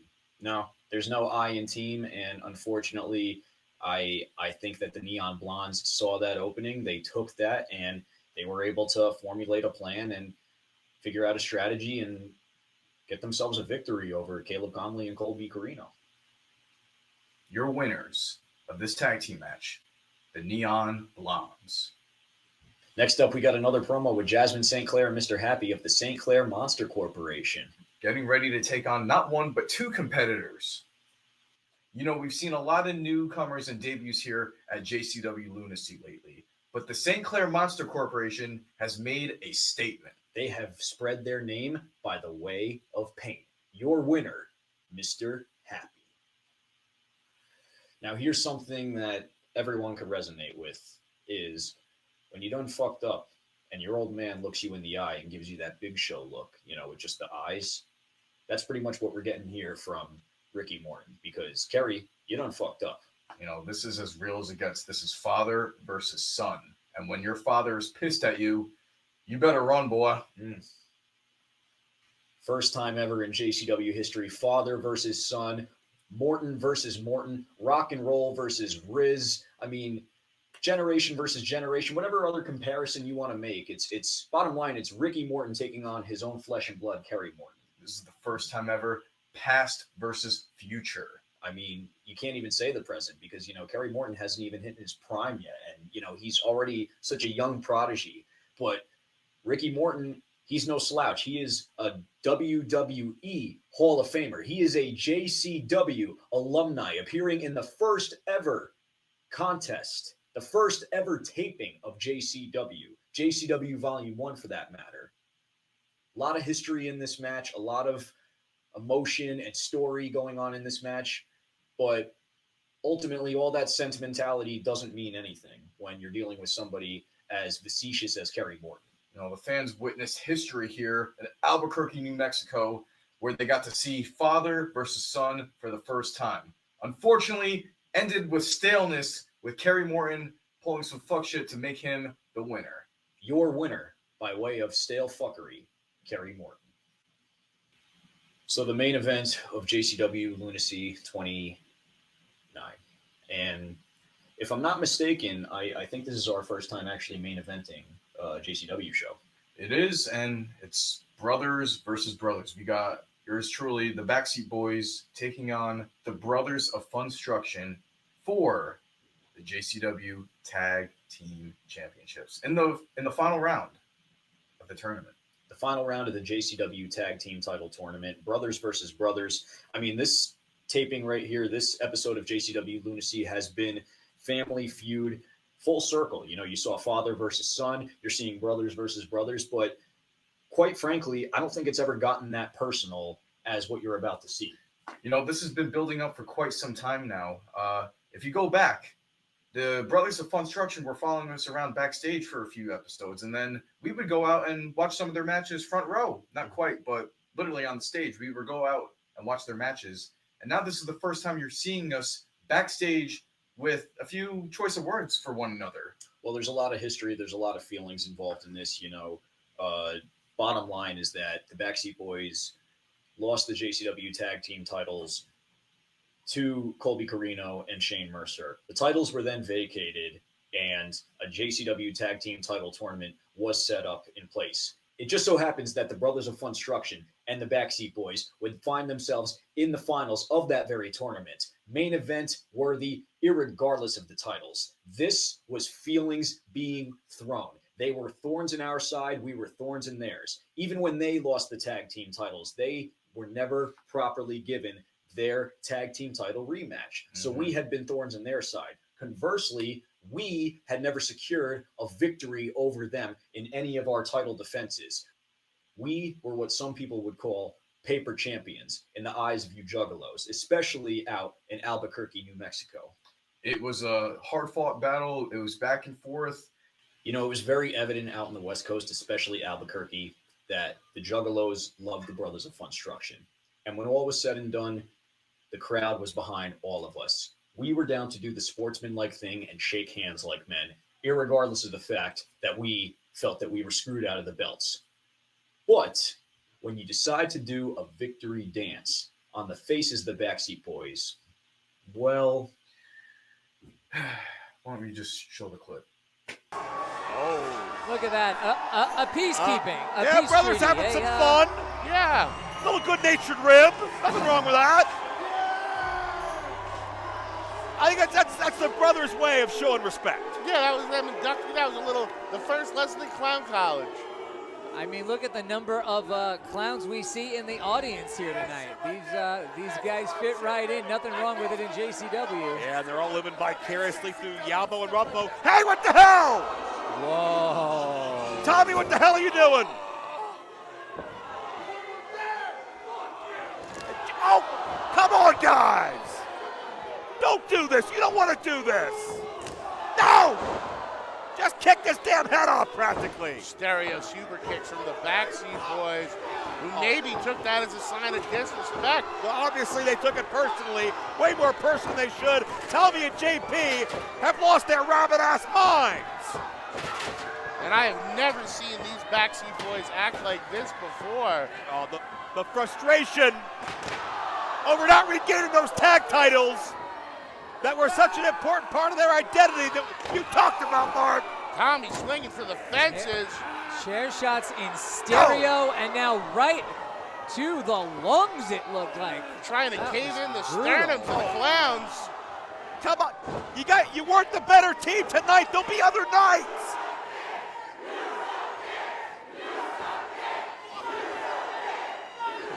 Don't screw up your legacy like this. And they're not done. Get somebody out here. Yabo Ruffo just had a hell of a match. I got jumped from behind. No, come on. JP. No, not Kamikaze. Just drove his face into a steel chair. This is not. Oh, no. This is brutal. And there's more beating to come. Come on. No! They're trying to concuss. They're trying to put the Brothers of Funstruction out of wrestling. Well, I think the next time the Brothers of Funstruction put their paint on in the back, they're going to be covering up some bruises from the beating they just took from the BackSeat boys post-match. I don't recognize the BackSeats right now. This is sick as hell. This had nothing to do with this tag title match. Shake hands like family and fight another day. Come on, Tommy. Tom, think about this. Jesus. Just roll the side of his head in that chair, that twist of fate. Oh my goodness. That's how they treat their fellow juggalos, their family. What has happened to the BackSeats? Well, they've snapped. They've gone up the deep, and the pressure of holding those titles, obviously, just too much for them. And those aren't yours. And I'm thinking maybe you don't earn another shot at those for a long-ass time based on how you're carrying yourself right now. The BackSeat boys taking a seat, letting the crowd know the BackSeat is here to stay. We don't need to linger on this, guys. This is awful. Come on. Through their cane, that means they're willing to not walk for the rest of the night in order to try and hit one of these guys. Well, Tommy and JP wanted the night to be about BackSeat back on top of the tag division, but a whole new and ugly. You guys want a victory dance? Let's fucking dance. Brothers of Fun Destruction, you might have won the battle, but the war is not over yet. You guys might be the new JCW World Tag Team Champions, but best believe the BackSeats are going to be getting those belts right back where they belong, in the back seat. Forever.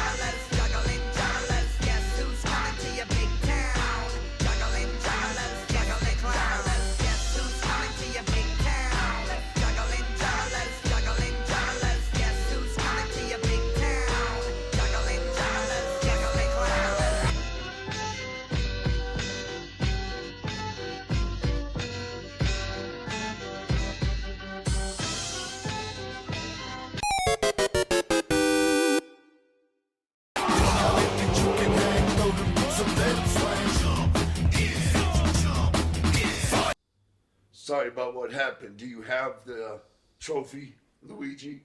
Yeah, this is what's left. This is what's left of the trophy. Yeah, I'm sorry. Oh, fair enough. Well, I'm happy to inform you that you are still the recognized JCW Battle Royal champion, and now the trophy is no more. I would like to present you with the biggest title in all of professional wrestling, the JCW Battle Royal Championship. That's still yours, brother. And good luck, because your first time defending it is tonight. It's an honor. Thank you, plethora. I feel like we've seen this ring girl more than anybody recently in JCW Lunacy. Kicking things off, match 1 of JCW Lunacy number 30, we got Mr. 50s taking on the Devil's Favorite Dealer, Cocaine. Competitively speaking, these two are completely opposite on the professional wrestling spectrum in that Mr. 50s is completely old school. He likes to work the ground. He uses a lot of submission-based offense, and he really likes to get to the point. Cocaine, on the other hand, he's as new school as they get. He likes to use all the new school tricks of the trade. He's a high flyer, literally and figuratively, and he has no problem in taking after his mentor, the great man, Glenn Jacobs. A little different side of Mr. 50s here. It looks like he's a little bitter and pissed because he took an L to Prince of Old School the last time he was on JCW. You know, we see Mr. 50s work Cocaine limb from limb. it's still not enough to hold him down.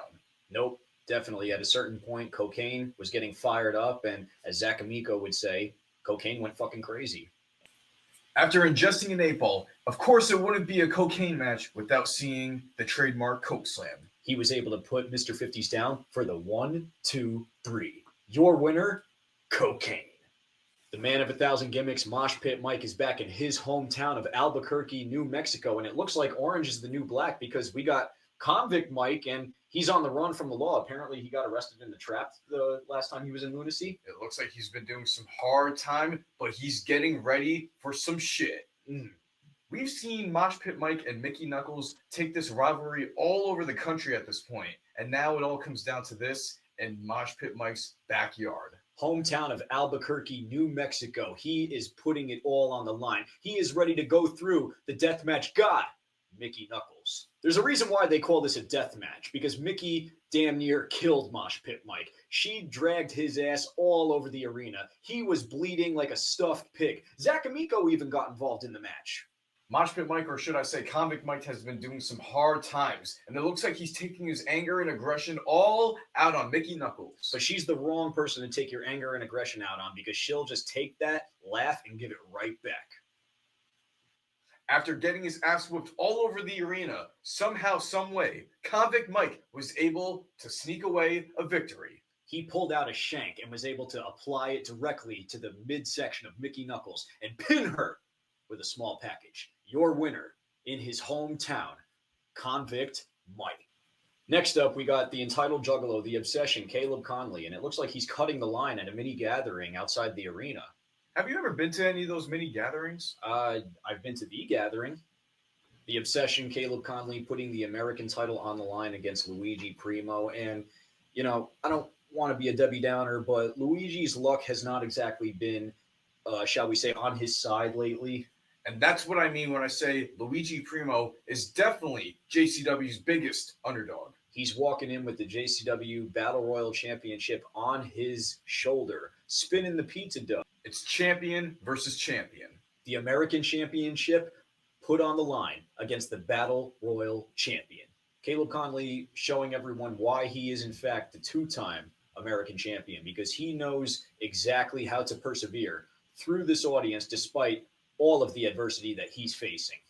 The master of the pizza, Luigi Primo, playing mind games with Caleb Conley right now. Luigi showing some very unique offense in the ring against Caleb Conley, showcasing his talents and proving to everybody that he's not just one to toss around pizza, that he is a true professional wrestler. But unfortunately, it wasn't enough to secure the American title, and your winner would ultimately be the obsession, Caleb Conley.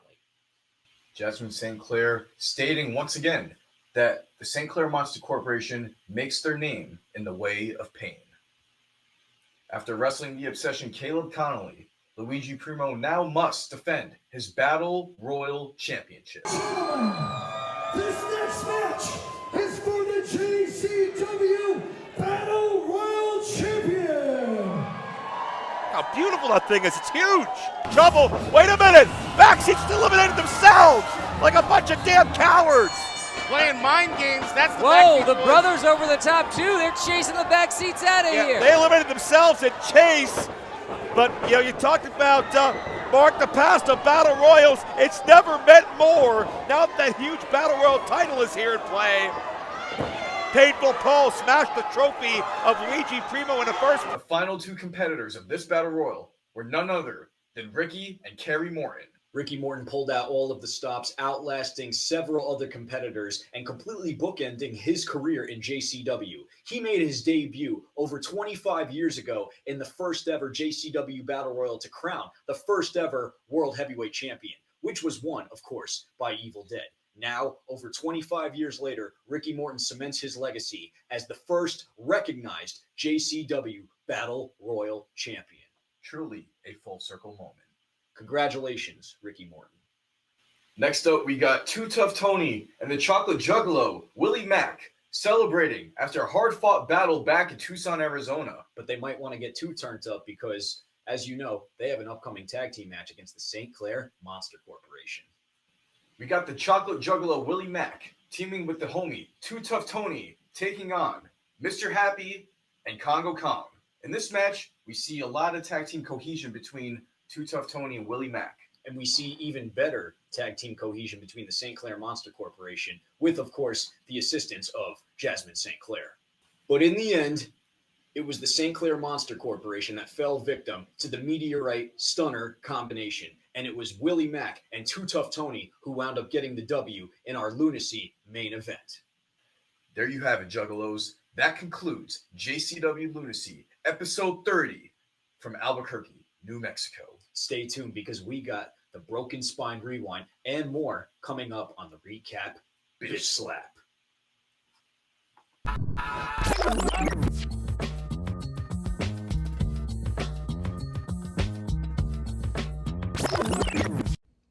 Welcome back to another edition of the Broken Spine Rewind. This time we're going to be covering St. Andrew's Brawl, which took place in, of course, legendary venue St. Andrew's Hall in Detroit, Michigan.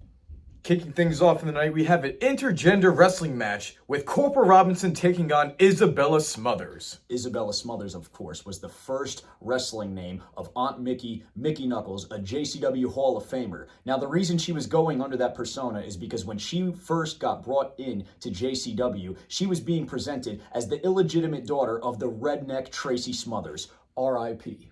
And what better way than to kick things off in the night with some hardcore action? Isabella Smothers was no stranger to the world of hardcore wrestling, actually making a name for herself in intergender death matches back in the day. Corporal Robinson, though, he was not going to relent, and he put Isabella down with the boot camp for the 1, 2, 3. Next up, we have Japanese legend returning to JCW, Kawabata taking on superstar Bill Martell. Now, Kawabata is making his first appearance with JCW since, of course, Slam TV Season 2. But here's a fun fact about him. Did you know he actually wrestled on the first ever Bloody Mania back in 2007? Well, damn, what a way to come back. A way to come back indeed, and he got the dub in JC Dub against superstar Bill Martell.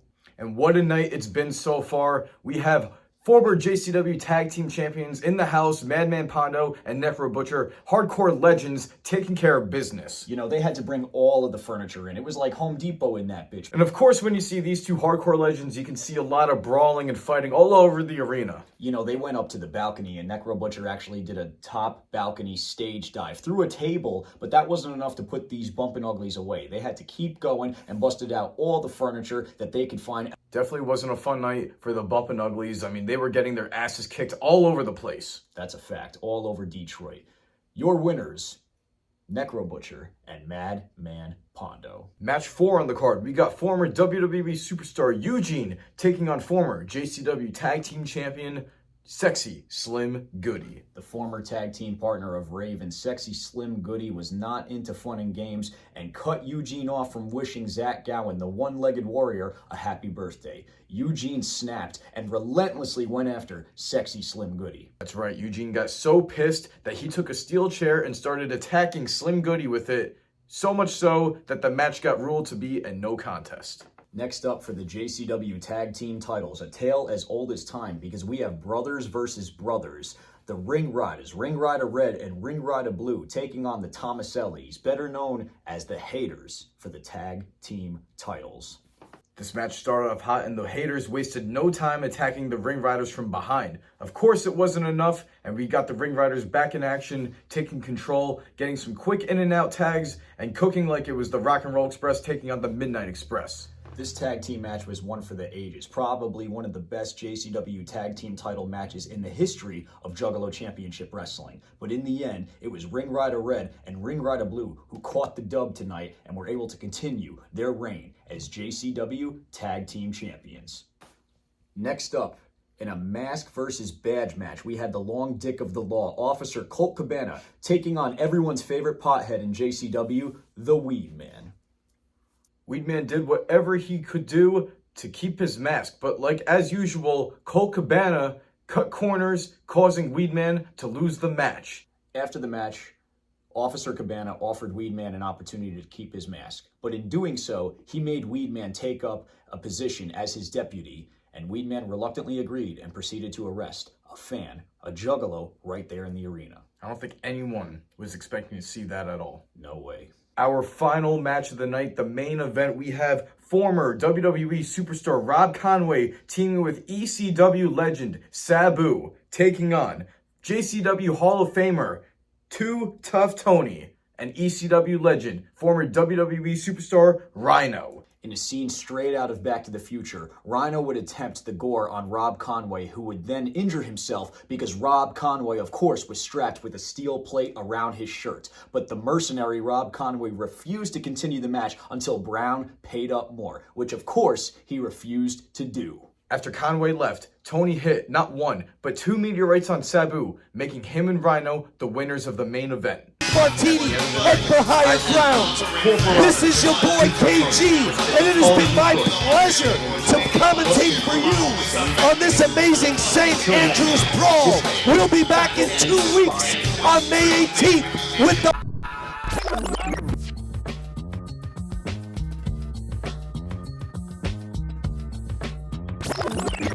Shouts out to everyone for tuning in to this episode of the Recap Bitch Slap episode 2.